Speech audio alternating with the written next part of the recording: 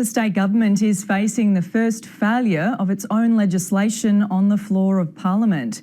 It came down to one vote for the minority government in a finely balanced House.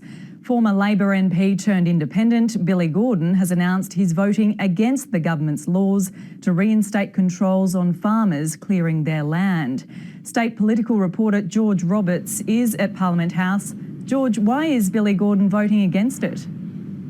Well, Louisa, he says that the bill in its current form doesn't balance the interests of Indigenous development, protecting the environment and those of farmers. His decision means that the bill doesn't have the numbers to pass through the Parliament now.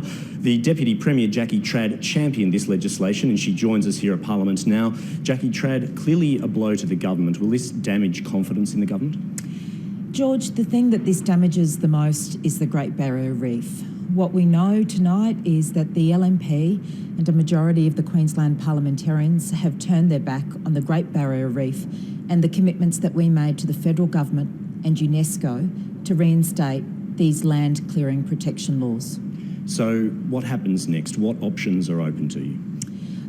Quite clearly, we remain committed to implementing the Reef 2050 plan. That is the plan, a legally binding plan between the State of Queensland and the federal government to implement protections to save the Great Barrier Reef. We remain committed to that plan. Are there any amendments you could make to try to get Billy Gordon back on board, or anything else you could do to try to keep this legislation alive? Well, no, the vote will be taken tonight, but what the Palaszczuk Labor government will do, will look at our options. We will review the long-term sustainability plan and we'll make sure that we continue to talk to people about the best way to move forward. So it's not giving up, it's back to the drawing board. We made a commitment to the people of Queensland that we would work to protect the Great Barrier Reef, and we're not giving up on that commitment.